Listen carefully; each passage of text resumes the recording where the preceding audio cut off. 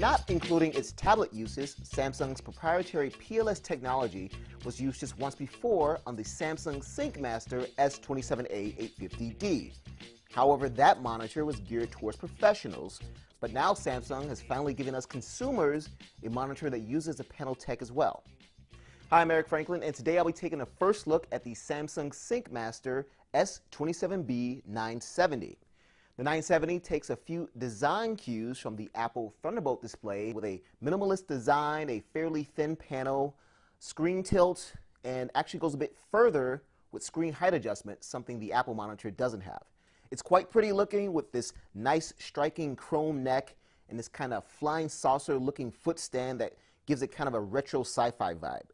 Unfortunately, there are a few design issues that really annoyed me. First off, there's no swivel feature.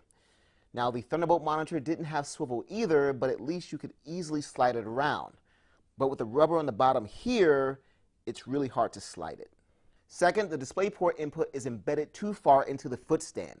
This is fine when plugging it in, but DisplayPort requires you to depress a button when unplugging it, and as you can see, it's not the easiest thing to do here. Actually, it's almost impossible unless you have razor-thin fingers or a CD you're willing to sacrifice. The monitor just kind of gets in the way of itself. Finally, the cover of the footstand can easily be pulled off from the front like this. It's just not what I expect from a monitor that costs $1,200.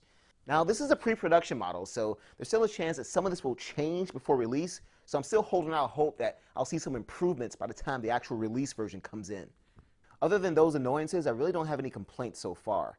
In addition to DisplayPort, it has HDMI, DVI, a USB upstream port, and on the side here, 2 USB downstream ports.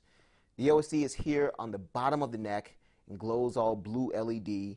The OSD itself has most of the options I expect from a Samsung OSD, like 5 different presets, brightness, contrast, sharpness, and red, green, and blue adjustment options. There's also some really cool eco-saving options. Performance on the pre-production unit was impressive. Viewing angles are wide, colors are accurate and pop from the screen. Movies look good with no sense of any color tint problems, and games especially look amazing running at that crazy XHD resolution. The $1,200 price will definitely give some people pause.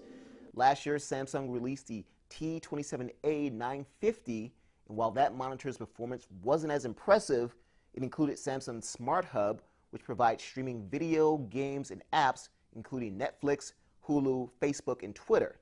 As the first consumer PLS display, the 970 should have had those options. Well, that's my first take. Look for a full written review with a final verdict in the weeks to come. Once again, I'm Eric Franklin, and this has been the first look at the Samsung SyncMaster S27B970.